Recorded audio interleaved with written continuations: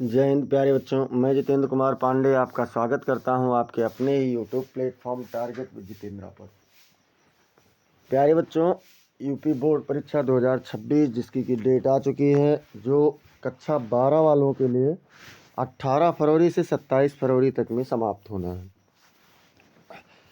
समय बहुत कम है और बीच में गैपिंग भी बहुत कम बचा हुआ है, क्योंकि आप लोगों का पेपर 18 को है, 20 को है, 23 को है, 25 को है और 27 को है। इस प्रकार से 27 को पूरी परीक्षा आपकी समाप्त हो रही है। तो अगर आप पहले से तैयारी नहीं किए रहेंगे और सोच रहे हैं कि परीक्षा के बीच में जो गैप होगा उसमें रिवीजन कर लेंगे, तो उतनी टाइम आपको नहीं मिल पा रही है। उस परीक्षा की तैयारी के क्रम में आज हम लोग क्लास 12 का सामान्य हिंदी का क्लास देखेंगे और ये आप लोगों का मॉडल पेपर 11वां है। इससे बाहर कुछ नहीं, परीक्षा में यहीं से आएगा, ऐसी सीरीज ली गई है। तो अगर आप लोग नए हैं तो चैनल को सब्सक्राइब कीजिए, बेल आइकन दबाना ना भूलिए। साथ ही साथ आप लोग क्लास को लाइक और शेयर ज़रूर कर दीजिए। और चलिए हम शुरुआत करते हैं पहले प्रश्न से। पहले प्रश्न में खंड का में कह रहा है कि आचरण की सभ्यता, पहला प्रश्न है और का प्रश्न है। आचरण की सभ्यता के लेखक हैं। आचरण की सभ्यता एक निबंध है, तो इसके लेखक कौन हैं? रामचंद्र शुक्ल जी हैं, या महावीर प्रसाद द्विवेदी हैं, या फिर संपूर्णानंद जी हैं, या अध्यापक पूर्ण सिंह। तो कौन है बच्चों आचरण की सभ्यता निबंध के लेखक? तो इसमें आचरण की सभ्यता निबंध के लेखक हैं अध्यापक पूर्ण सिंह। इन्हें सरदार पूर्ण सिंह भी कहा जाता है। डी वाला विकल्प आपका बिल्कुल सही उत्तर हो जाएगा। खा वाला प्रश्न है कि चिंतामणि निबंध संग्रह के लेखक हैं भारतेंदु हरिश्चंद्र, या महावीर प्रसाद द्विवेदी, या फिर रामचंद्र शुक्ल, या हजारी प्रसाद द्विवेदी। तो जो चिंतामणि और विचार बीथी, ये दो बहुत प्रसिद्ध निबंध संग्रह हैं आचार्य रामचंद्र शुक्ल जी का।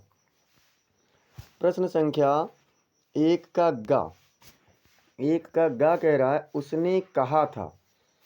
उसने कहा था कहानी के लेखक। तो उसने कहा था, सबसे पहले तो एक प्रश्न यहीं से बन सकता है कि है क्या? तो बच्चों ये कहानी विधा है। कौन सी विधा है? तो कहानी विधा है। उसने कहा था और पूछ रहा है कि इसके लेखक कौन हैं? जयशंकर प्रसाद जी हैं, या फिर भारतेंदु हरिश्चंद्र हैं, या चंद्रधर शर्मा गुलेरी हैं, या महावीर प्रसाद द्विवेदी जी हैं। तो कौन है बच्चों? तो इसके हैं चंद्रधर शर्मा गुलेरी जी। उसने कहा था इस कहानी के लेखक कौन है? तो चंद्रधर शर्मा गुलेरी जी हैं। प्रश्न संख्या घ इसका कह रहा है कि राष्ट्र का स्वरूप निबंध वासुदेव शरण अग्रवाल के किस निबंध संग्रह से लिया गया है? आप लोगों के गद्य खंड का पहला पाठ यही है, राष्ट्र का स्वरूप। और वासुदेव शरण अग्रवाल का है ये भी पता है, लेकिन ये उनके कौन से निबंध संग्रह से लिया गया है? भारत की एकता, या फिर पृथ्वी पुत्र, या कल्प वृक्ष, या कला और संस्कृति। तो बच्चों जो पृथ्वी पुत्र है, पृथ्वी पुत्र निबंध संग्रह है, ये उसी से लिया गया है राष्ट्र का स्वरूप। और पहले का अंगा कह रहा है कि बहादुर कहानी के लेखक कौन है? बहादुर कहानी आप लोगों के सिलेबस में है। फणीश्वर नाथ रेणु हैं, या फिर मुंशी प्रेमचंद हैं, या जैनेन्द्र कुमार हैं, या अमरकांत जी हैं। तो बच्चों जो बहादुर कहानी है इसके लेखक हैं अमरकांत जी। कौन है? अमरकांत जी इसके लेखक हैं। फिर दूसरे का पहला प्रश्न आप लोगों का गद्य खंड से होता है जिसमें 5 बहुविकल्पीय होते हैं, और दूसरा आप लोगों का काव्य खंड से होता है, इसमें भी 5 बहुविकल्पीय होते हैं। तो दूसरे के में कह रहा है कि उर्मिला का विरह वर्णन साकेत महाकाव्य के किस सर्ग में है? कौन से सर्ग में है? चतुर्थ सर्ग में, या फिर नवम सर्ग में, या फिर पंचम सर्ग में, या तृतीय सर्ग में। तो जो उर्मिला का विरह वर्णन है बच्चों, ये नवम सर्ग में है। कौन से सर्ग में है? तो नवम सर्ग में है। आपका दूसरा विकल्प बिल्कुल सही उत्तर हो जाएगा। दूसरे का कह रहा है कि कुकुरमुत्ता काव्य संग्रह के रचयिता हैं महादेवी वर्मा, या भवानी प्रसाद मिश्र, या फिर सूर्यकांत त्रिपाठी निराला,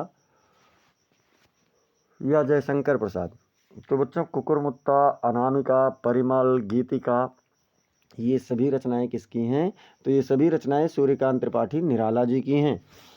इसके बाद में आप लोगों से पूछ रहा है गा नंबर, इसमें कह रहा है कि पलाशवन काव्य संकलन के प्रणेता हैं अयोध्या सिंह उपाध्याय हरिऔध, या फिर जगन्नाथ दास रत्नाकर, या जयशंकर प्रसाद, या फिर नरेंद्र शर्मा।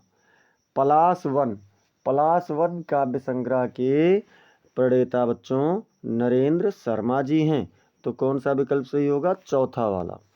और घ नंबर पूछ रहा है कि निम्नलिखित में से कौन सा कवि छायावाद का नहीं है?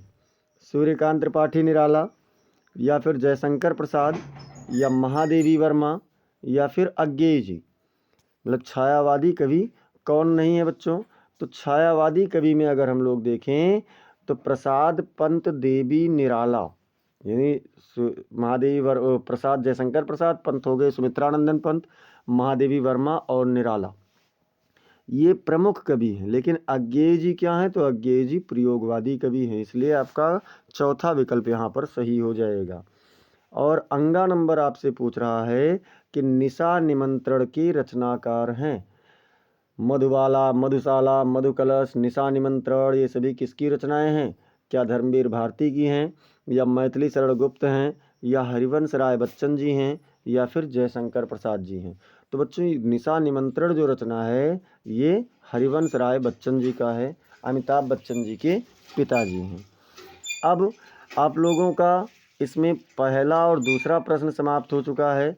चलते हैं तीसरे प्रश्न पर।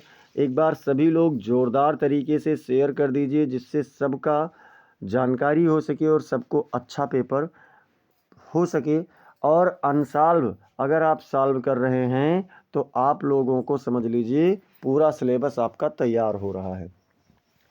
प्रश्न संख्या 3 कह रहा है बच्चों कि दिए गए गद्यांश पर आधारित निम्नलिखित प्रश्नों के उत्तर दीजिए। अब क्या है इसमें कह रहा है भाषा स्वयं संस्कृति का एक अटूट अंग है, संस्कृति परंपरा से निःसृत होने पर भी परिवर्तनशील और गतिशील है, उसकी गति विज्ञान की प्रगति के साथ जोड़ी जाती है, वैज्ञानिक आविष्कारों के प्रभाव के कारण उद्भूत नई सांस्कृतिक हलचलों को शाब्दिक रूप देने के लिए भाषा के परंपरागत प्रयोग पर्याप्त नहीं हैं।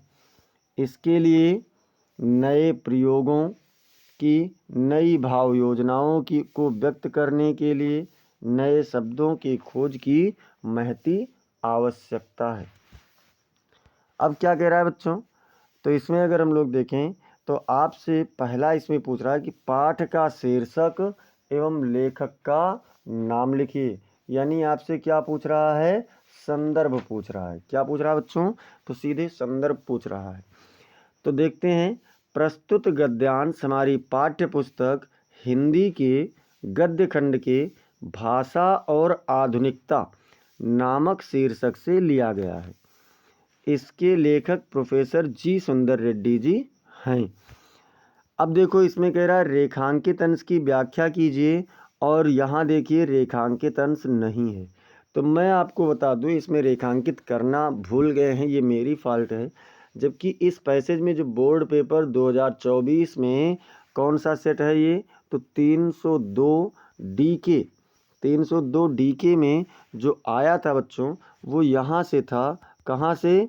तो ये आप लोगों का भाषा स्वयं संस्कृति का एक अटूट अंग है, संस्कृति परंपरा से निःसृत होने पर भी परिवर्तनशील और गतिशील है, उसकी गति विज्ञान की प्रगति के साथ जोड़ी जाती है। ये इतना अंश आपका क्या है? अंडरलाइन है, यानी रेखांकित है। अब इतने का व्याख्या देख लीजिए यहाँ से। इसका अर्थ है कि भाषा और संस्कृति आपस में गहराई से जुड़े हुए हैं, अटूट अंग है, मतलब जो टूटने वाला नहीं है, अर्थात बहुत गहराई से जुड़े हुए हैं। संस्कृति की गति विज्ञान की प्रगति के साथ जोड़ी जाती है। संस्कृति की गति कैसे जोड़ी जाती है? तो विज्ञान की प्रगति के साथ, जिसका मतलब है कि जैसे जैसे विज्ञान में प्रगति होती है वैसे वैसे संस्कृति भी बदलती और विकसित होती है। इसका एक महत्वपूर्ण परिणाम ये है कि जब विज्ञान में नए आविष्कार होते हैं तो संस्कृति में भी नए विचार और दृष्टिकोण आते हैं। भैया जब जाहिर सी बात है कि विज्ञान में अगर आविष्कार होगा तो इसमें भी नए नए विचार आएंगे। इसके लिए भाषा में भी नए शब्दों और अभिव्यक्तियों की आवश्यकता होती है ताकि इन नए विचारों और अवधारणाओं को सही ढंग से व्यक्त किया जा सके। इस प्रकार भाषा और संस्कृति का संबंध गतिशील और परिवर्तनशील है, जो विज्ञान की प्रगति के साथ और भी विकसित होता है। अब देखिए, अब हम लोग चलते हैं अगला। गा नंबर में पूछ रहा है कि नए शब्दों की खोज क्यों आवश्यक है। नए शब्दों की खोज क्यों आवश्यक है भैया? तो वैज्ञानिक आविष्कारों के प्रभाव के कारण उद्भूत नई सांस्कृतिक हलचलों को शाब्दिक रूप देने के लिए नए शब्दों की खोज आवश्यक है। घ नंबर पूछ रहा है कि संस्कृति का एक अटूट अंग क्या है। तो आप लोग पैसेज को ऊपर देख लीजिए फिर से रिवर्स होकर के, क्या कह रहा है कि भाषा स्वयं संस्कृति का एक अटूट अंग है। और अंगा नंबर कह रहा है कि किसके लिए भाषा के परंपरागत प्रयोग पर्याप्त नहीं है। किसके लिए नहीं है? तो इसमें पैसेज में कहा गया है कि वैज्ञानिक आविष्कारों के प्रभाव के कारण उद्भूत नई सांस्कृतिक हलचलों को शाब्दिक रूप देने के लिए भाषा के परंपरागत प्रयोग पर्याप्त नहीं है। तो इस प्रकार से बच्चों ये वाला कंप्लीट हुआ। आपको बता दें ये 2024 की परीक्षा में 2024 बोर्ड परीक्षा में 302 डीके सीरीज चल रहा है और इस सीरीज में भी आया था जो अभी हम लोगों ने सॉल्व किया है, और 302 डीजे में भी आया था। मतलब ये एक सीरीज है पेपर का, तो दोनों पेपर कोड में ये प्रश्न आया हुआ था, यानी काफ़ी ज़्यादा इम्पोर्टेंट है।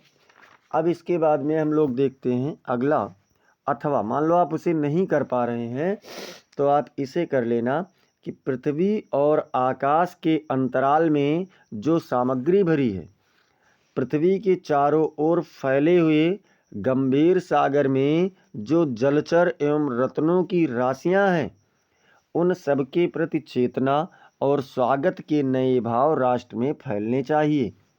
राष्ट्र के नवयुवकों के हृदय में उन सब के प्रति जिज्ञासा की नई किरणें जब तक नहीं फूटती हैं तब तक हम सोए हुए के समान होते हैं। विज्ञान और उद्यम, देखिए ये अंडरलाइन क्षेत्र भी है, विज्ञान और उद्यम दोनों को मिलाकर राष्ट्र के भौतिक स्वरूप का एक नया ठाट खड़ा करना है। ठाट समझते हैं, जब छप्पर बनाना होता है तो पहले बांस और उस मतलब बांस से और कुछ जैसे बंधन से उसको बांध करके एक छप्पर का आकार दे देते हैं, बाद में उसको उस पर पत्तियां बिखेर करके या सूखी घासें बिखेर करके फिर से उसको कर देते हैं, तो उसी को ठाट कहते हैं, जो पहले एक आकार बना लेते हैं। जैसे मनुष्य का ठाट क्या है? तो मनुष्य का ठाट उसका कंकाल है जो एक मनुष्य की आकृति का रूप दे देता है। यह कार्य प्रसन्नता, उत्साह और अथक परिश्रम द्वारा नित्य आगे बढ़ाना चाहिए। अब ये इतना अंडरलाइन है।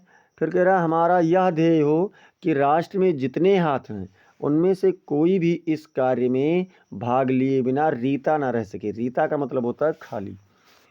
अब चलिए देखते हैं। तो बच्चों इसमें आप लोगों से पूछ रहा है संदर्भ, और संदर्भ में यानी कि क्या कह रहा है, प्रस्तुत उपर्युक्त गद्यांश का संदर्भ लिखिए। संदर्भ में क्या है भैया? प्रस्तुत गद्यांश हमारी पाठ्य पुस्तक हिंदी के गद्य खंड के राष्ट्र का स्वरूप नामक शीर्षक से लिया गया है। इसके लेखक वासुदेव शरण अग्रवाल जी हैं। अच्छा, इसमें दूसरा प्रश्न क्या है कि रेखांकित अंश की व्याख्या कीजिए। तो अभी आप लोगों ने देखा है कि विज्ञान और उद्यम से लेकर के आगे बढ़ाना चाहिए, यहाँ तक का रेखांकित है। तो लेखक कहना चाहते हैं कि विज्ञान और उद्यम, उद्यम अर्थात प्रयास को मिलाकर राष्ट्र के भौतिक विकास का एक नया रूप बनाना है। इस कार्य को खुशी, उत्साह और निरंतर मेहनत से आगे बढ़ाना चाहिए, जिससे कि राष्ट्र प्रगति कर सके, देश हमारा प्रगति कर सके। तीसरा प्रश्न कह रहा है बच्चों कि राष्ट्रीय चेतना में भौतिक ज्ञान विज्ञान के महत्व को लिखिए। राष्ट्रीय चेतना में भौतिक ज्ञान और विज्ञान का महत्व क्या है? तो भैया भौतिक ज्ञान विज्ञान से राष्ट्र की प्रगति होती है, नए संसाधनों का उपयोग संभव होता है और लोगों का जीवन स्तर उन्नत भी होता है। चौथा इसमें आप लोगों से पूछ रहा है कि लेखक ने राष्ट्र की सुप्त अवस्था कब तक स्वीकार की है? तो जब तक नवयुवकों में जिज्ञासा और उत्साह नहीं जागता है तब तक राष्ट्र सुप्त अवस्था में रहता है, अर्थात वे लोग सोए हुए से रहते हैं। पांचवा इसमें कह रहा है कि विज्ञान और श्रम के संयोग से राष्ट्र प्रगति के पथ पर कैसे अग्रसर हो सकता है? तो विज्ञान और श्रम के संयोग से नए संसाधनों का विकास होता है, उत्पादन बढ़ता है और राष्ट्र की आर्थिक स्थिति मजबूत होती है, जिससे प्रगति संभव होती है। अब हम लोग चलेंगे प्रश्न संख्या 4 पर, क्योंकि 3 तक का हो चुका है। और एक बार आप सभी लोग इस क्लास को शेयर कर दीजिए सबके पास, अपने मित्रों के पास जोरदार तरीके से शेयर कर दीजिए और लाइक भी आप लोग करते रहिए। क्या कह रहा है कि दिए गए गद्यांश पर आधारित निम्नलिखित प्रश्नों के उत्तर दीजिए। सॉरी, गद्यांश नहीं है, पद्यांश है, पद्यांश होना चाहिए। पद्यांश की पर आधारित निम्नलिखित प्रश्नों का उत्तर दीजिए, जिसमें कोई प्यारा कुसुम कुमला गेह में जो पड़ा हो, तो प्यारे के चरण पर ला डाल देना उसी को। यों देना ए पवन बतला फूल सी एक बाला, म्लान हो कमल पग को चूमना चाहती है। क्या कहा? राधिका जी कह रही हैं कि जब तुम वहाँ पर पहुँच जाना, पवन से कहती हैं कि जब तुम प्रभु जी के, मेरे प्रीतम के घर पर पहुँच जाना, तो वहाँ पर देखना कि अगर कोई प्यारा सा कुसुम, कुसुम मतलब फूल, कुमला अर्थात कुमलाया हुआ, मुरझाया हुआ उनके घर में पड़ा है। अगर उनके घर में कोई भी प्यारा सा फूल मुरझाया हुआ पड़ा है तो उसे ला करके मेरे प्रीतम श्री कृष्ण के चरणों पर उस फूल को गिरा देना, पहुंचा देना। और इस प्रकार से हे पवन, तुम उन्हें बताना कि एक फूल के समान बाला, बाला मतलब बालिका, स्त्री, एक फूल के समान सुंदर स्त्री, कोमल स्त्री, मलान अर्थात मुरझाई हुई या दुखी हुई हो करके आपके कमल चरण को चूमना चाहती है। मतलब दुखी है जो आपके कमल चरणों को या कमल रूपी चरणों को चूमना चाहती है। अब इसमें से क्या कह रहा है बच्चों? तो इसमें से कह रहा है कि उपर्युक्त गद्यांश का संदर्भ लिखिए। क्या है भैया उपर्युक्त पद्यांश का संदर्भ? तो आपको पता है पवन दूतिका वाले पाठ से लिया गया है। तो प्रस्तुत पद्यांश हमारी पाठ्य पुस्तक हिंदी के पद्य खंड के पवन दूतिका नामक शीर्षक से लिया गया है। इसके रचयिता अयोध्या सिंह उपाध्याय हरियोध जी हैं। रचयिता कौन है बच्चों? तो अयोध्या सिंह उपाध्याय हरियोध जी हैं। फिर इसमें क्या कह रहा है कि प्रस्तुत पद्यांश में राधा ने अपनी तुलना किससे की है? तो भैया राधा ने अपनी तुलना फूल से की है। राधा कहती हैं कि जैसे कोई मलान फूल अर्थात मुरझाया हुआ फूल कृष्ण के चरण में गिरा हो, वैसे ही वह खुद को कृष्ण के चरणों में समर्पित करना चाहती हैं, अपने आप को समर्पित करना चाहती हैं। इसके बाद में अगला आपसे कह रहा है कि रेखांकित अंश की व्याख्या कीजिए। तो रेखांकित अंश क्या है? कोई प्यारा कुसुम कुमला गेह में जो पड़ा हो, तो प्यारे के चरण पर ला डाल देना उसी को। ये आपका क्या है? रेखांकित अंश है। अब इसमें कह रहा है व्याख्या करना है। तो राधा जी कह रही हैं कि अगर कोई सुंदर फूल घर में म्लान हो गया हो अर्थात मुरझा गया हो, तो हे पवन तुम उसे कृष्ण के चरणों में ला देना। राधा यहाँ अपनी तुलना उस म्लान फूल से कर रही हैं और कहना चाहती हैं कि जैसे वह फूल कृष्ण के चरणों में समर्पित होना चाहता है, वैसे ही वह खुद को कृष्ण के चरणों में समर्पित करना चाहती हैं। अब इसका जो 4th नंबर है यानी इस भाग का, कह रहे हैं कि श्री कृष्ण के कमलवत चरणों को कौन चूमना चाहता है। श्री कृष्ण के कमलवत चरणों को कौन चूमना चाहता है बच्चों? तो श्री कृष्ण के कमलवत चरणों को एक मलान फूल चूमना चाहता है, जो कि राधा जी का प्रतीक है। और इसमें 5वां खंड कह रहा है कि राधा पवन दूतिका से मुरझाए हुए पुष्प के माध्यम से क्या संदेश देना चाहती हैं। राधा जी पवन दूतिका से मुरझाए हुए पुष्प के बारे में क्या संदेश देना चाहती हैं? तो राधा कहना चाहती हैं कि जैसे फूल कृष्ण के चरणों में समर्पित होना चाहता है, वैसे ही वह खुद को कृष्ण के चरणों में समर्पित करना चाहती हैं। अब इस प्रकार से मान लीजिए आप इसको नहीं कर पा रहे हैं तो अथवा है, मतलब दोनों में से कोई एक करना है। अथवा कह रहा है सावधान मनुष्य, यदि विज्ञान है तलवार तो इसे दे फेंक, तजकर मोह स्मृति के पार। यानी हे मनुष्य सावधान हो जाओ, अगर विज्ञान आपके लिए तलवार बन रहा है अर्थात हानिकारक बन रहा है तो क्या करो, इसको तुरंत फेंक दो। और जो आपकी मोह की यादें हैं, इसकी यादों जो जुड़ी हुई हैं, उन सबको छोड़ दो। मतलब उनके आशाओं में, उन यादों में रह करके अपना अहित न करो। हो चुका है सिद्ध है तो शिशु अभी नादान, फूल कांटों की तुझे कुछ भी नहीं पहचान। क्या कहते हैं कवि महोदय कि ये सिद्ध हो चुका है कि तुम अभी एक नादान बालक के समान हो। क्योंकि जैसे नादान बालक को फूल या फिर कांटे की पहचान नहीं होती है, उसी प्रकार से तुम्हें भी फूल या कांटों की कोई पहचान नहीं है। खेल सकता तू नहीं ले हाथ में तलवार, काट लेगा अंग तीखी है बड़ी यह धार। क्या कहा कि जैसे अगर कोई बच्चा है तो उसे नहीं पता कि क्या फूल है क्या कांटा है, यानी क्या उसे कोमलता प्रदान करेगा और क्या उसे चुभेगा।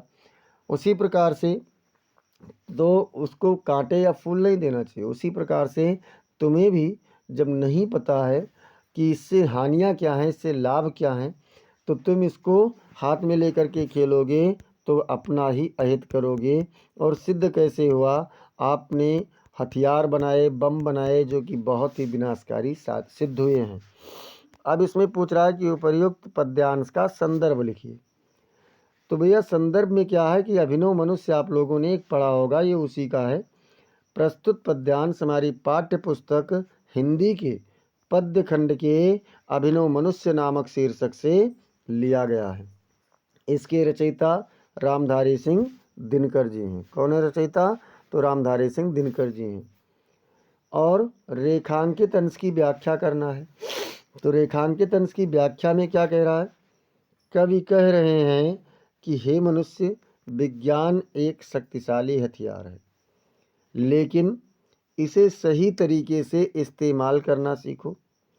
मोह और अज्ञान को छोड़ करके ज्ञान और विवेक के साथ इसका उपयोग करो, ताकि यह तुम्हारे लिए हितकारी हो जाए। फिर तीसरा क्या कह रहा है कि कवि ने वैज्ञानिक युग के मानव को क्या चेतावनी दी है। किस बात की चेतावनी दी है? तो कवि ने भैया वैज्ञानिक युग, कवि ने चेतावनी क्या दिया है कि विज्ञान का गलत इस्तेमाल विनाशकारी हो सकता है, इसलिए इसे समझदारी से इस्तेमाल करो, अर्थात बर्बादी मत लाओ। और चौथा कह रहा है कि पद्य में फूल और कांटों से क्या तात्पर्य है। तो फूल क्या है? फूल मानवता का प्रतीक है, जबकि कांटे विज्ञान की नकारात्मक शक्तियों का प्रतीक है। फिर अगला कह रहा है कि कवि ने विज्ञान तलवार के प्रयोग करने से क्यों मना किया। जो विज्ञान रूपी तलवार है अर्थात विनाशकारी शक्तियां हैं, उनके प्रयोग से क्यों मना किया है। तो कवि ने मना किया है क्योंकि विज्ञान का गलत इस्तेमाल स्वयं का और दूसरों का नुकसान कर सकता है। जैसे तलवार अपने ही अंग काट सकती है, उसी प्रकार से और भी चीज़ें अपने ही अंग काट सकती हैं। अब पाँचवें का कह रहा है, पाँचवें का क्या कह रहा है कि निम्नलिखित में से किसी एक लेखक का साहित्यिक परिचय देते हुए उनकी प्रमुख कृतियों का उल्लेख कीजिए। मतलब किसी भी एक कृति का क्या कीजिए, मतलब किसी भी एक लेखक का करना है जिसमें अधिकतम शब्द सीमा 80 शब्द होना चाहिए। और कौन है, तो हजारी प्रसाद द्विवेदी जी हैं, कन्हैयालाल मिश्र प्रभाकर जी हैं और हरिशंकर परसाई जी हैं। तो चलिए हम लोग देखते हैं हजारी प्रसाद द्विवेदी जी को। उत्तर है हजारी प्रसाद द्विवेदी जी को देखना है। तो हजारी प्रसाद द्विवेदी एक महान हिंदी साहित्यकार, निबंधकार, आलोचक और उपन्यासकार थे। उनका जन्म 19 अगस्त 1907 को उत्तर प्रदेश के बलिया जिले के दूबे का छपरा नामक गांव में हुआ था। उनके पिता पंडित अनमोल द्विवेदी संस्कृत के प्रकांड विद्वान थे। द्विवेदी पिता का नाम क्या था, तो अनमोल द्विवेदी। अब कह रहे हैं कि द्विवेदी जी की शिक्षा गांव के स्कूल में हुई और उन्होंने 1920 में बसरिकापुर के मिडिल स्कूल से प्रथम श्रेणी में मिडिल की परीक्षा भी उत्तीर्ण की। उन्होंने हिंदी, संस्कृत, अंग्रेजी और बांग्ला भाषाओं में महारत हासिल किया। फिर क्या कह रहा है, अब इसके बाद में अब हम लोग इनकी रचनाओं को देख लेते हैं, क्योंकि हम लोगों से रचनाएं भी पूछी गई हैं।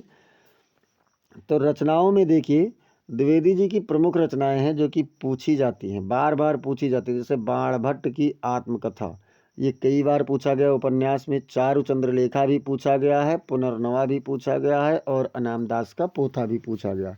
देखिए कुछ लेखक ऐसे हैं कि जिनकी सभी रचनाएं बहुत ही महत्वपूर्ण हैं और लगभग ये बोर्ड परीक्षाओं में पूछी भी जाती हैं। निबंध संग्रह में देखें तो अशोक के फूल, ये तो आप पढ़े ही हैं। कल्पलता पूछा गया है, कुटज भी कई बार पूछा गया है, आलोक पर्व भी पूछा गया है। और आलोचनात्मक साहित्य में देखें तो सूर साहित्य है, हिंदी साहित्य की भूमिका है और कबीर हैं। अब इसके बाद में हम लोग देखते हैं कि इनका और चीज़ें क्या हैं। तो भैया द्विवेदी जी की को 1957 में पद्म भूषण, 1957 में पद्म भूषण, 1973 में आलोक पर्व के लिए साहित्य अकादमी पुरस्कार से सम्मानित किया गया। ये भी ध्यान रखना है कि आलोक पर्व जो रचना है इसके लिए इन्हें साहित्य अकादमी का पुरस्कार दिया गया है। उनका निधन 19 मई 1979 को हुआ था। अब इसके बाद में चलते हैं खा पर, जो कि आपका पाँचवें का खा नंबर है। और पाँचवें का खा नंबर क्या कह रहा है, निम्नलिखित में से किसी एक कवि का साहित्यिक परिचय देते हुए उनकी प्रमुख रचनाओं का उल्लेख कीजिए। और अधिकतम शब्द सीमा कितनी होनी चाहिए, तो 80 शब्द। जिसमें करना किसका है, अयोध्या सिंह उपाध्याय हरिऔध हैं, मैथिली शरण गुप्त जी हैं और रामधारी सिंह दिनकर जी हैं। इसी में से आप लोगों को करना है। अब इसमें क्या है बच्चों, तो इसमें कह रहे हैं अयोध्या सिंह उपाध्याय हरिऔध जी का, चलिए देख लेते हैं। अयोध्या सिंह उपाध्याय हरिऔध एक महान हिंदी कवि, लेखक और आलोचक थे। उनका जन्म 15 फरवरी 1865 को उत्तर प्रदेश के अयोध्या जिले में हुआ था। उन्होंने हिंदी साहित्य में खड़ी बोली के विकास में महत्वपूर्ण योगदान दिया। हरिऔध जी की प्रमुख रचनाएं क्या क्या हैं, तो हरिऔध जी की प्रमुख रचनाओं में काव्य खंड में प्रिय प्रवास है, वैदेही वनवास है, काव्योपवन है, रसकलश है, बोलचाल, चोखे चौपदे, चुभते चौपदे, पारिजात, कल्पलता, मर्मस्पर्श, पवित्र पर्व, दिव्य दोहावली और हरिऔध सतसई। ध्यान रखना कल्पलता इनकी भी रचना है लेकिन काव्य है, और गद्य में हजारी प्रसाद द्विवेदी की भी रचना है, निबंध है। तो दोनों का ध्यान रखना है।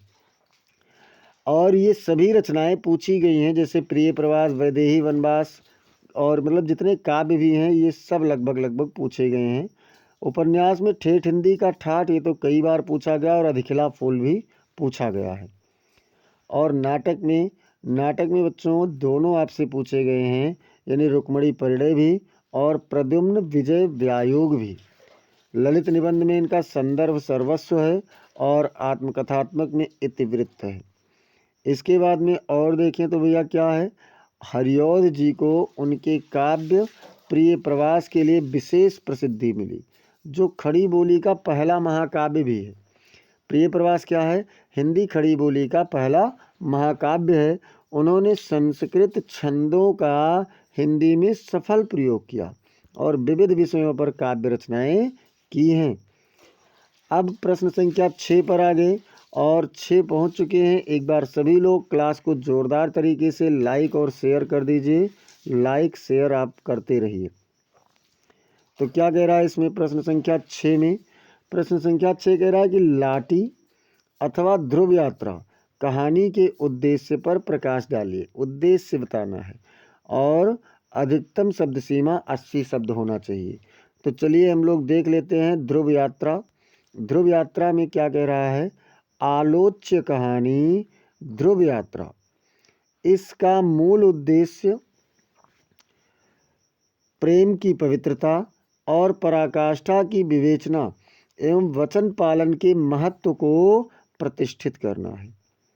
कहानीकार के अनुसार वैयक्तिक सुखों की अपेक्षा सार्वभौमिक और अलौकिक उपलब्धि श्रेयस्कर है। कहानीकार की अपेक्षा क्या है कि जो वैयक्तिक सुख है उसकी अपेक्षा सार्वभौमिक और अलौकिक उपलब्धि श्रेयस्कर है। निष्कर्ष रूप में यही कहा जा सकता है कि ध्रुव यात्रा कहानी तत्वों की दृष्टि से एक सफल मनोवैज्ञानिक कहानी है। अब इसके बाद में चलते हैं अथवा में। अथवा मान लो आप उसे नहीं कर पा रहे हैं तो आप इसे कर लेना कि पंचलाइट कहानी का सारांश अपने शब्दों में लिखिए। इसमें भी आपको अधिकतम शब्द सीमा 80 शब्द ही रखना है। तो चलिए देख लेते हैं क्या है भैया। पंचलाइट फणीश्वर नाथ रेणु की आंचलिक कहानी है। आंचलिक मतलब जो ग्रामीण क्षेत्र कह सकते हैं या किसी विशेष क्षेत्र को कह सकते हैं। बिहार के एक पिछड़े गांव की कहानी है। गांव के महतो टोली ने रामनवमी के मेले में से पेट्रोमैक्स खरीदा।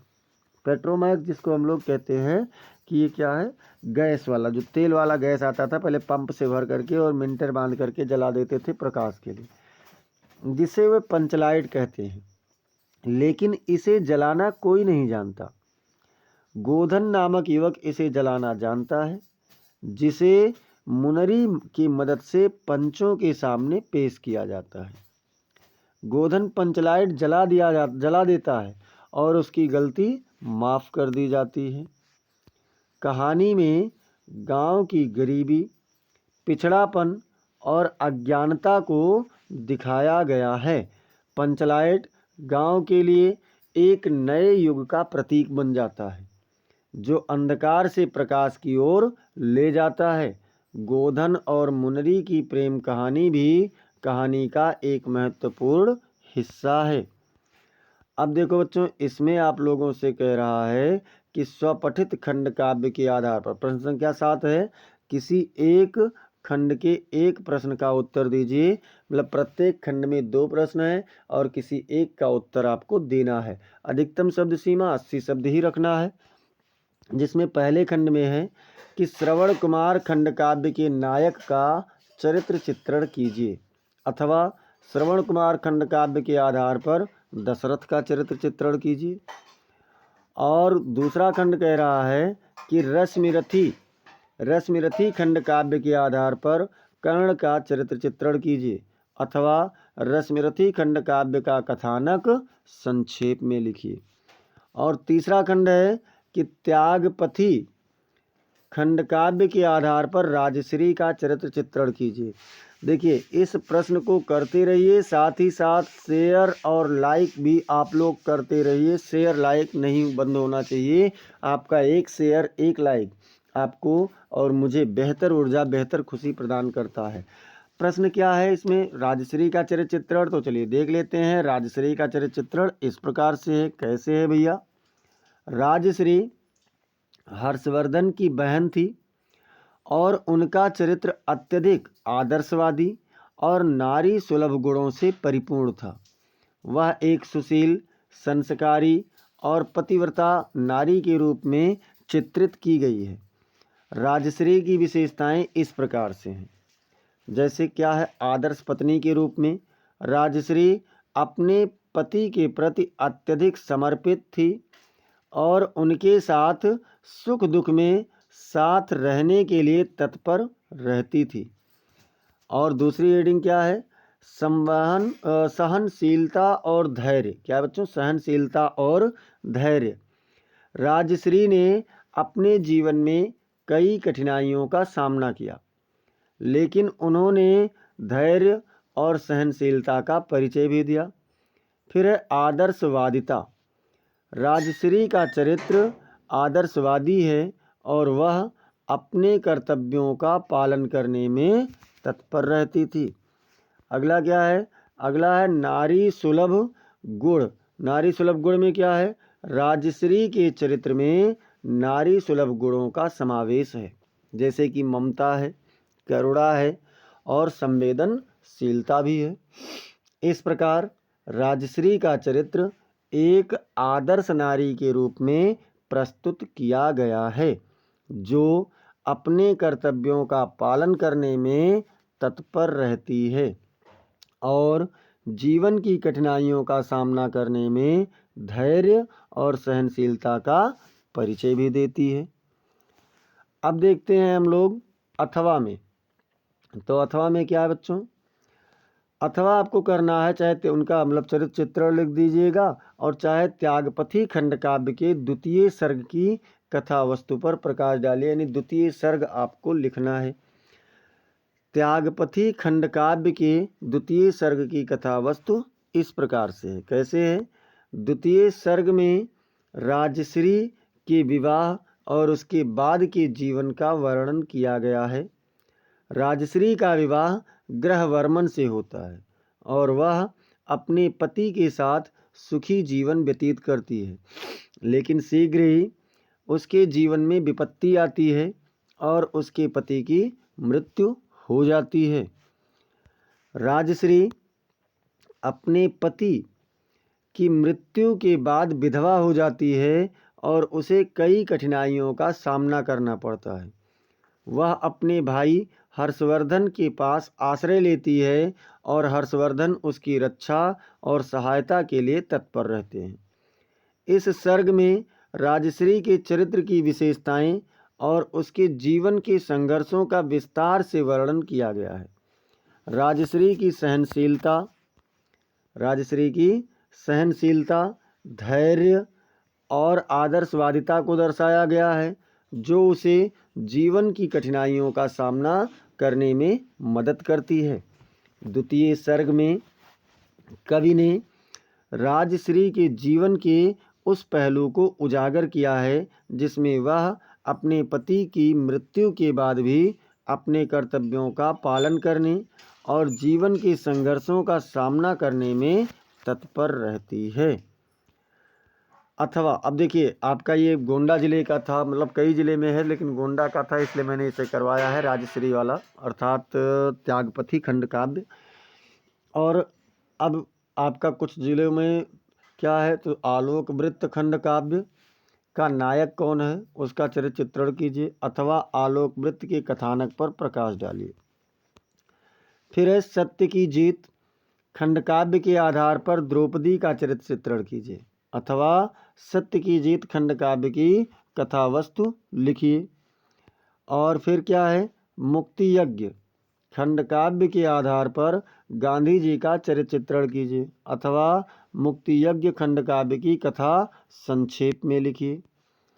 अब यहाँ से शुरू होता है खंड खा। खंड खा में क्या होता है बच्चों, तो खंड खा में संस्कृत वाला भाग और पूरा व्याकरण भाग होता है।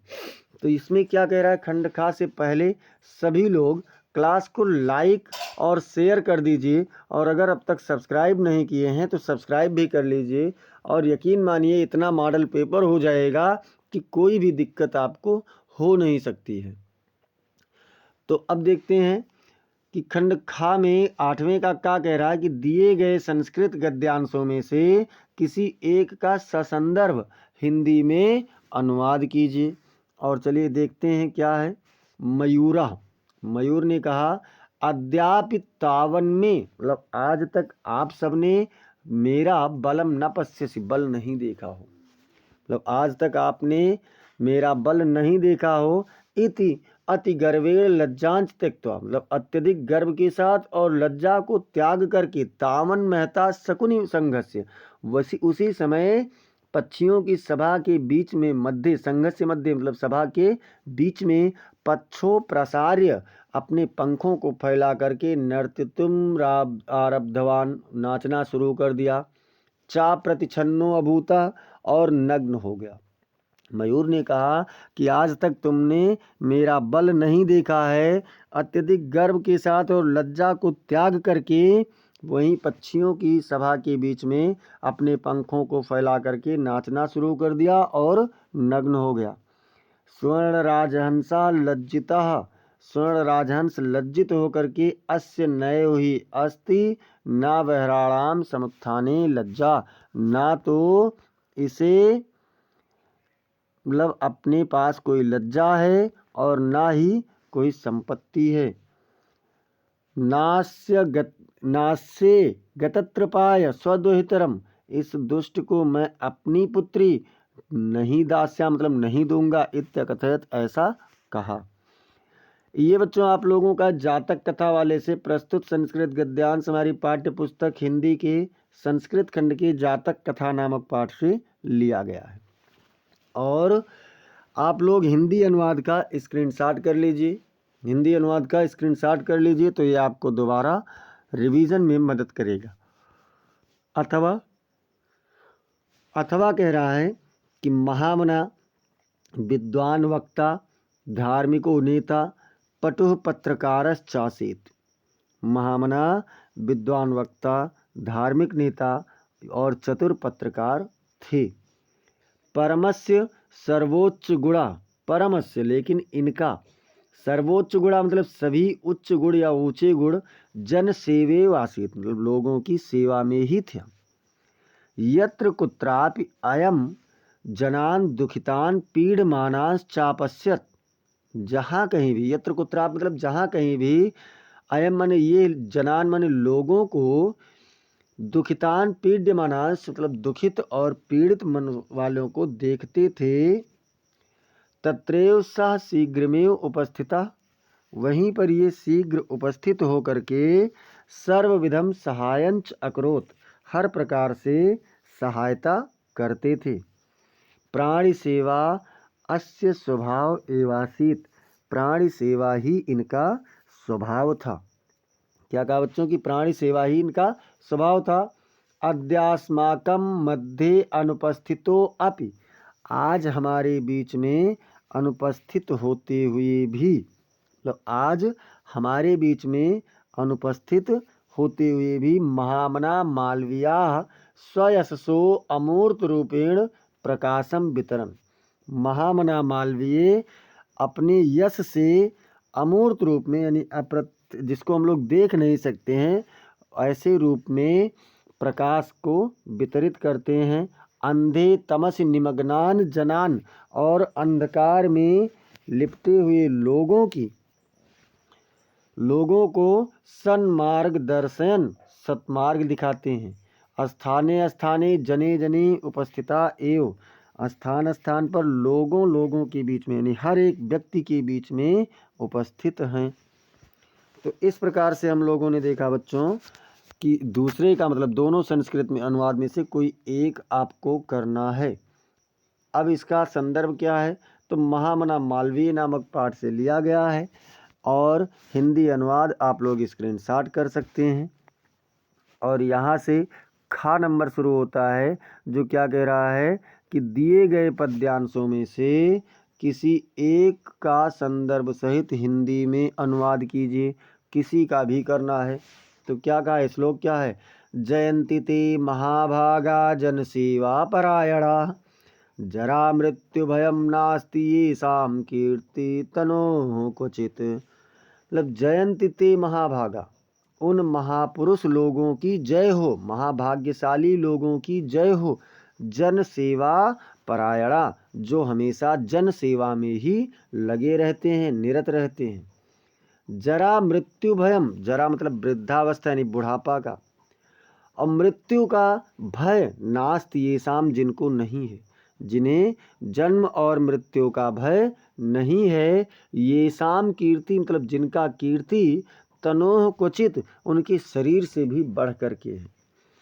कह रहे हैं कि ऐसे महाभाग्यशाली पुरुषों की जय हो जो लोगों की सेवा में ही लगे हुए हैं, जिन्हें जरा मृत्यु अर्थात जरा और मृत्यु का भय नहीं है, और जिनके लिए उनका कीर्ति मान सम्मान ही उनके शरीर से भी बढ़कर है। तो बच्चों, प्रस्तुत संस्कृत गद्यांश हमारी पाठ्य पुस्तक हिंदी के संस्कृत खंड के मालवीय नामक पाठ से लिया गया। महामना मालवीय नामक पाठ से लिया गया, और हिंदी अनुवाद आप लोग स्क्रीनशॉट करना चाहें तो कर लीजिए। और अथवा में क्या है? अथवा में है नामे रोचते भद्रम वह उलूकस्याभिषेचनम अक्रुद्धस्य मुखम पश्य कथम क्रुद्धो भविष्यति। मतलब मुझे इस उल्लू का क्या कहा? मुझे इस उल्लू का अभिषेक अच्छा नहीं लगता है। कहा कि मुझे इस उल्लू का अभिषेक बिल्कुल भी अच्छा नहीं लगता है। अक्रुद्धस्य मुखम पश्य, इसके बिना क्रोध के मुख को देखो, बिना क्रोध के मुख को देखो तो कथम क्रुद्धो भविष्यति, मतलब इसका मुख क्रोधित होने पर कैसा होगा। जब इसका बिना क्रोध का मुख ऐसा है तो क्रोधित होने पर कैसा होगा। जातक कथा से है, उलूक जातकम से। आप लोग इसे स्वयं से करना, लिखना मैंने बता दिया ही है। अब प्रश्न संख्या 9 पर चलते हैं, और प्रश्न संख्या 9 से पहले एक बार सभी लोग क्लास को लाइक और शेयर करते रहिए, और अगर अब तक सब्सक्राइब नहीं है तो सब्सक्राइब भी करते रहिए। कह रहा है कि निम्नलिखित मुहावरों और लोकोक्तियों में से किसी एक का अर्थ लिखकर वाक्य में प्रयोग कीजिए। क्या है? अंधे की लकड़ी होना। अंधे की लकड़ी होने का मतलब क्या है? एकमात्र सहारा। अंधे का लकड़ी होना का मतलब क्या है बच्चों? तो एकमात्र सहारा। वाक्य प्रयोग में देखते हैं, श्रवण कुमार के माता पिता के लिए वह अंधे की लकड़ी था। भैया श्रवण कुमार के माता पिता अंधे थे, और वैसे भी उनका वो एकमात्र सहारा ही था। फिर क्या है? गड़े मुर्दे उखाड़ना। गड़े मुर्दे उखाड़ना मतलब होता है कि पुरानी बातों को फिर से सामने लाना। तो तुम दोनों को अब गड़े मुर्दे नहीं उखाड़ना चाहिए। और क्या है? तीसरा नंबर कह रहा है कि आधा तीतर आधा बटेर। आधा तीतर आधा बटेर का अर्थ क्या होता है? बेमेल मिश्रण। आधा तीतर और आधा बटेर का अर्थ क्या होता है बच्चों? बेमेल मिश्रण। तो राज्य सरकार को आधा तीतर आधा बटेर कहना उपयुक्त है, क्योंकि बेमेल मिश्रण है। कोई कह रहा है कि ऐसा होगा और कोई कह रहा है कि नहीं होगा। अब चलते हैं चौथे में, घर की मुर्गी दाल बराबर, यानी घर की वस्तु का कोई मान नहीं। तो वाक्य प्रयोग में देखें, तुम्हारे लिए तो घर की मुर्गी दाल बराबर है। क्या है? तुम्हारे लिए तो घर की मुर्गी दाल बराबर है। प्रश्न संख्या 10 है कि अपठित गद्यांश पर आधारित निम्नलिखित प्रश्नों के उत्तर दीजिए। क्या है इसमें? हमारी सांस्कृतिक अस्मिता का हास तो हो ही रहा है। हम लक्ष्य भ्रम से पीड़ित भी हैं। ठीक है। विकास के विराट उद्देश्य से पीछे हट रहे हैं। हम झूठी तुष्टि के तात्कालिक लक्ष्यों का पीछा कर रहे हैं। मतलब झूठी संतुष्टि के लिए जो हमारे तात्कालिक लक्ष्य हैं, हम केवल उन्हें ही देख रहे हैं। विराट लक्ष्यों से हम मार्ग अपना भटक रहे हैं। मर्यादाएं टूट रही हैं। नैतिक मानदंड ढीले पड़ रहे हैं। व्यक्ति केंद्रिकता बढ़ रही है। स्वार्थ परमार्थ पर हावी हो रहा है। ये आधुनिक संसार के लिए कहा गया और ऐसा हो भी रहा है। भोग की आकांक्षाएं आसमान को छू रही हैं। उपभोक्ता संस्कृति हमारी सामाजिक नींव को हिला रही है। अब इसमें हम लोगों से कह रहा है कि उपर्युक्त गद्यांश का शीर्षक क्या होगा। तो शीर्षक क्या होगा बच्चों? सांस्कृतिक अस्मिता का ह्रास। शीर्षक क्या होगा? सांस्कृतिक अस्मिता का ह्रास। और फिर अगला इसमें क्या कह रहा है? अगला कह रहा है कि उपभोक्ता संस्कृति का अर्थ स्पष्ट कीजिए। तो उपभोक्ता संस्कृति का अर्थ है ऐसी संस्कृति जिसमें लोगों की मुख्य चिंता अधिक से अधिक वस्तुओं और सेवाओं का उपभोग करना होता है। यह संस्कृति लोगों को अधिक से अधिक खरीदने और उपभोग करने के लिए प्रेरित करती है, जिससे उनकी आवश्यकताएं और आकांक्षाएं बढ़ती रहती हैं। फिर क्या है? कह रहे हैं कि हमारे लक्ष्य भ्रम से पीड़ित क्यों हैं। हमारे लक्ष्य भ्रम से पीड़ित क्यों हैं? तो हमारे लक्ष्य भ्रम से पीड़ित हैं क्योंकि हम झूठी तुष्टि के तात्कालिक लक्ष्यों का पीछा कर रहे हैं और विकास के विराट उद्देश्य से पीछे हट रहे हैं। हम अपनी सांस्कृतिक अस्मिता के ह्रास को रोकने में असफल हो रहे हैं और उपभोक्ता संस्कृति के प्रभाव में आकर अपने नैतिक मानदंडों को ढीला पड़ने दे रहे हैं। अथवा क्या है कि किसी देश की उन्नति अथवा अवनति वहाँ के नारी समाज पर निर्भर करती है।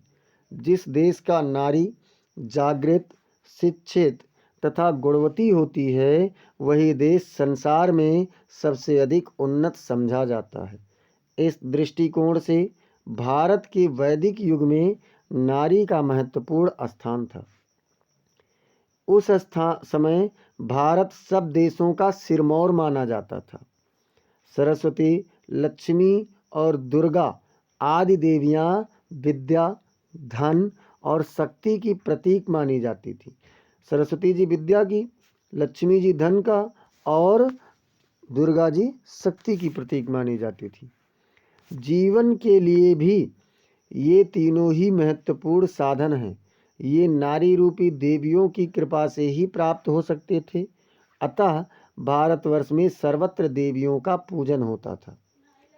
मनु ने तो यहाँ तक कह दिया कि जिस घर में नारी को सम्मान नहीं मिलेगा, उसको कभी रिद्धि सिद्धि प्राप्त नहीं हो सकती। अब कह रहे हैं कि जीवन के लिए कौन से साधन महत्वपूर्ण बताए गए हैं। कौन कौन से साधन महत्वपूर्ण बताए गए हैं बच्चों? तो जीवन के लिए विद्या, धन और शक्ति, ये तीनों ही महत्वपूर्ण साधन बताए गए हैं।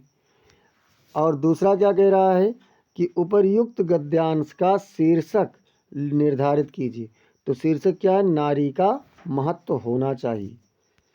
और फिर क्या कह रहे हैं कि भारत में नारी का महत्वपूर्ण स्थान किस काल में पाया गया? तो भारत में नारी का महत्वपूर्ण स्थान वैदिक युग में पाया गया। अब प्रश्न संख्या 11 कह रहा है, 11 में उससे पहले सभी लोग एक बार क्लास को लाइक शेयर करते रहिए। कह रहा है निम्नलिखित शब्द युग्मों का सही अर्थ चयन करके लिखिए। तो चलिए देख लेते हैं क्या है। मनोज और मनोज्ञ, मनोज और मनोज्ञ है। अब इसमें आप लोग लाइक और शेयर करते रहिए, सब्सक्राइब करते रहिए। साथ ही साथ आप ये भी बताते चलिए कि मनोज और मनोज्ञ का अर्थ क्या होगा। क्या मन का ओज या मन का ज्ञान होगा, या फिर मनुष्य का जन्म और मन की सुंदरता होगी, या कामदेव और सुंदर होगा, या मन के अनुसार और मन की बात जानने वाला होगा। तो बच्चों मनोज कामदेव की पर्यायवाची है, इसलिए यहाँ पर कामदेव और सुंदर हो जाएगा। इसका दूसरा भाग क्या कह रहा है कि सूर और सुर, सूर और सुर का अर्थ क्या होगा? अंधा और स्वर होगा, या वीर और देवता होगा, या सोया हुआ और संगीत होगा, या विद्वान और देवता होगा। तो सूर का मतलब होता है वीर, और सुर का मतलब होता है देवता। सुर असुर, असुर मतलब राक्षस, सुर मतलब देवता। तो वीर और देवता आपका सही उत्तर हो जाएगा। खा नंबर कह रहा है कि निम्नलिखित शब्दों में से किसी एक शब्द के दो सही अर्थ लिखिए। किसी भी एक शब्द का दो सही अर्थ लिखना है। क्या है इसमें बच्चों? नाक, और नाक का क्या होगा? तो नाक का एक अर्थ होता है नासिका, जो कि शरीर का एक अंग है। और सम्मान या प्रतिष्ठा, कहते नहीं कि नाक कटाए लेन, नाक कटाए ले, तो नाक कटा लेने का मतलब क्या है? अपमानित हो जाना। फिर दूसरा शब्द है बच्चों वारिद। वारिद का अर्थ होता है बादल, यानी जिसको मेघ कहते हैं, और पानी देने वाला भी वारिद कहलाता है। इसके बाद में तीसरा शब्द है इसमें पयोधर। पयोधर, पय मतलब दूध भी होता है, पय मतलब दूध भी होता है, और पय का मतलब पानी भी होता है। तो पयोधर मतलब जहाँ दूध धारण करने वाला। तो शरीर के कौन से अंग में दूध धारण होता है? तो स्तन में। और बादल में क्या होता है? पानी धारण करता है बादल। तो इस प्रकार से पयोधर क्या हो जाएगा? बादल और स्तन की पर्यायवाची। फिर अर्क। अर्क क्या कहते हैं? अर्क का मतलब सूर्य भी होता है, और अर्क एक प्रकार का औषधीय पौधा भी है। या आप लोग कभी कभी सुनते होंगे कि अर्क मतलब रस भी होता है। जैसे किसी पौधे का जो रस निकाला जाता है, अर्क उसको कहते हैं, जूस जिसको कहते हैं। जैसे तुलसी के पत्ते का अर्क, तुलसी अर्क कहते हैं उसको। तो ये आप उसको भी कह सकते हैं। इसके बाद में गा नंबर क्या कह रहा है? तो गा नंबर कह रहा है निम्नलिखित वाक्यांशों के लिए एक सही शब्द का चयन करके लिखिए। किए हुए उपकार को मानने वाला। इसके लिए क्या होगा? किए हुए उपकार को मानने वाला, इसे क्या कहेंगे? लाइक, शेयर और सब्सक्राइब करते रहिए। लाइक, शेयर और सब्सक्राइब करते रहिए। क्या है? किए हुए उपकार को मानने वाला। क्या होगा? परोपकारी होगा, या सज्जन होगा, या कृतज्ञ होगा, या महापुरुष। तो परोपकारी जो परोपकार करने वाला होता है, सज्जन जो अच्छे लोग होते हैं, और कृतज्ञ जो उपकार को मानने वाले होते हैं। तो सा वाला विकल्प आपका बिल्कुल सही उत्तर हो जाएगा। अगला कह रहा है जो किए गए उपकार को ना मानता हो, तो क्या होगा? अपकारी, या दुष्ट, या फिर कृतज्ञ, या फिर हानिप्रद। तो बच्चों जो किए गए उपकार को नहीं मानता है उसको क्या कहते हैं? उसको कृतज्ञ कहते हैं, कृतज्ञ। इसके बाद में घा नंबर है निम्नलिखित में से किन्हीं दो वाक्यों को शुद्ध करके लिखिए। किसी भी दो वाक्य को आपको क्या करना है? शुद्ध करके लिखना है। मोहन ने अलमारी खरीदा, तो खरीदा नहीं, खरीदी हो जाएगी। मोहन ने अलमारी खरीदी। अध्यापक ने हमसे निबंध लिखाया, तो इसका क्या हो जाएगा? अध्यापक ने हमें निबंध लिखाया, हमसे नहीं, हमें निबंध लिखाया। फिर शिक्षक ने छात्र की प्रशंसा की। यहाँ देखिए छात्र गलत लिखा है, तो इसका हो जाएगा शिक्षक ने छात्र की प्रशंसा की। फिर महादेवी वर्मा कवयित्री थी, तो कवयित्री में वा पर मात्रा नहीं होता है, ये आपका सही हो गया। प्रश्न संख्या 12। प्रश्न संख्या 12 कह रहा है बच्चों कि करुण रस अथवा शांत रस का लक्षण बताते हुए उसका एक उदाहरण लिखिए। जब आश्रय के हृदय में शोक नामक स्थायी भाव उत्पन्न होकर विभाव, अनुभाव और संचारी भाव से संयोग करता है, तो करुण रस की उत्पत्ति होती है। जैसे मणि खोए भुजंग सी जननी, फनसा पटक रही थी शीश, अंधी आज बनाकर मुझको किया न्याय तुमने जगदीश। यानी कि मणि खोए भुजंग सी जननी, अर्थात जो सर्प के समान माता, मतलब जैसे कोई मणि खोए हुए सर्प अपना सिर पटकता है, उसी प्रकार से आज श्रवण कुमार की माँ भी अपना सिर पटक रही थी और कह रही हैं कि आपने मुझे अंधी बना करके ये कैसा न्याय किया है प्रभु। तो अब हम लोग चलेंगे 12 के का हो चुका है, 12 के खा पर। अब इसका 12 का खा कह रहा है श्लेष अथवा उत्प्रेक्षा अलंकार का लक्षण अथवा उदाहरण लिखिए। तो चलिए लक्षण और उदाहरण दोनों लिख देते हैं। क्या कह रहा है कि श्लेष अलंकार में वह अलंकार है जिसमें एक ही शब्द के दो या अधिक अर्थ होते हैं और वाक्य में दोनों अर्थों का प्रयोग किया जाता है। जैसे कहा गया रहीमन पानी राखिए, बिन पानी सब सून, पानी गए न उबरे, मोती मानुष चून। देखिए इसमें पानी शब्द एक, जितना भी पानी शब्द आया उसका अर्थ अलग है। अगर हम मोती के अर्थ में देखें तो पानी का अर्थ चमक हो जाएगा, मानुष के अर्थ में देखें तो उसका सम्मान हो जाएगा, और चूने के अर्थ में देखें तो पानी शब्द का अर्थ सफ़ेदी हो जाएगा। अब अथवा वाला उत्प्रेक्षा का भी देख लेते हैं। उत्प्रेक्षा में क्या कह रहा है? उत्प्रेक्षा अलंकार वह अलंकार है जिसमें उपमेय और उपमान के बीच समानता की कल्पना की जाती है। जैसे कि उपमेय उपमान हो।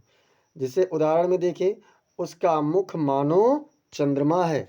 उत्प्रेक्षा में आपको जनु जानो, मनु मानो, जनहु मनहु आदि शब्द मिलते रहेंगे।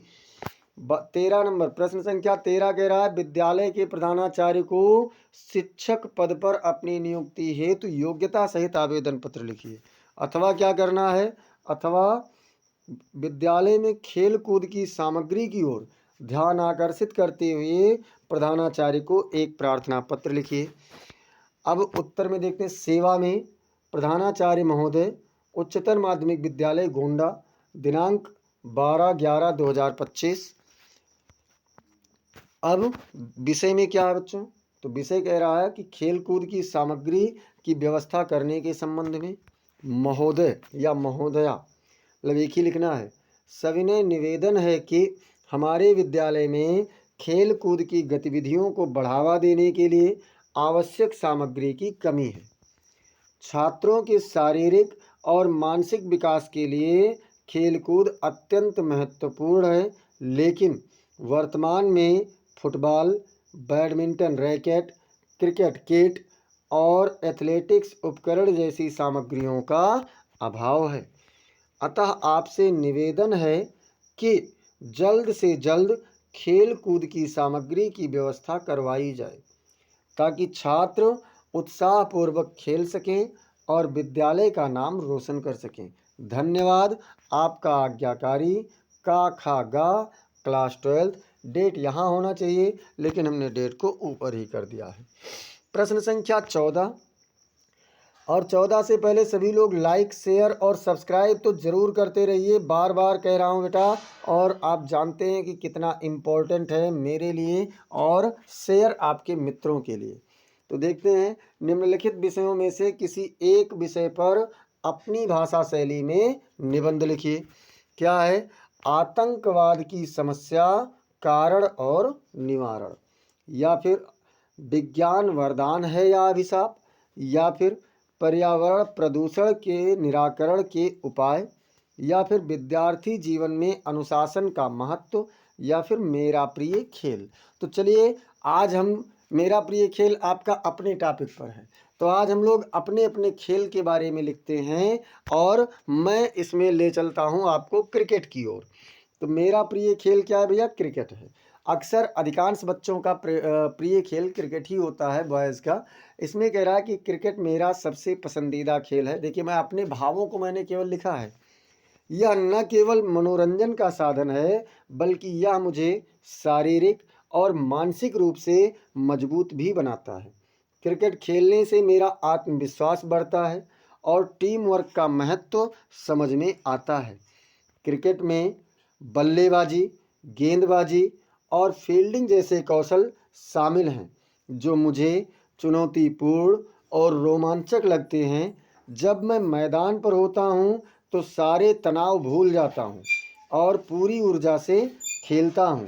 एकाग्रता और रणनीति बनाना मुझे आकर्षित करता है। इसके अलावा क्रिकेट एक सामाजिक खेल है। दोस्तों के साथ खेलते समय हमारा बंधन मजबूत होता है। जब मैंने सीखा है कि हार जीत जीवन का हिस्सा है और सकारात्मक दृष्टिकोण रखना जरूरी है। क्रिकेट भारतीय संस्कृति का हिस्सा बन चुका है और अंतर्राष्ट्रीय मैचों में भारत की जीत मुझे गर्व से भर देती है। यह खेल मुझे अनुशासन, सहयोग और परिश्रम का पाठ पढ़ाता है। निष्कर्ष में देखें तो क्रिकेट मेरा प्रिय खेल है, क्योंकि यह मुझे खुशी, ऊर्जा और जीवन के महत्वपूर्ण सबक देता है। इसे खेलना और देखना दोनों ही आनंददायक है। अब इस प्रकार से बच्चों, आज हम लोगों ने इस पेपर को सॉल्व किया, मतलब डी के 302 डी के, जो कि 2024 का मॉडल पेपर था, अनसॉल्व पेपर था। ऐसे समस्त क्लासेस को पाने के लिए आप लोग चैनल को ज़रूर सब्सक्राइब कीजिए, साथ ही साथ बेल आइकन दबाना ना भूलिए और क्लास को आप लाइक कर दिया कीजिए। इसे आप अपने मित्रों के पास अधिक से अधिक शेयर कीजिए ताकि उनका भी क्लास बेहतर हो सके। और कमेंट सेक्शन में अगर आपका कोई प्रश्न है या कोई सुझाव है या कोई मॉडल पेपर है तो मॉडल पेपर का आप या तो हमें नंबर उसका कोड बता दें या आप टेलीग्राम पर भेज दिया करें। क्वेश्चन आप कमेंट में भी भेज सकते हैं, टेलीग्राम पर भी भेज सकते हैं। आप ज़रूर अपना फीडबैक देते रहिए। मिलते हैं फिर अगली क्लास में, तब तक के लिए जय हिंद, जय भारत।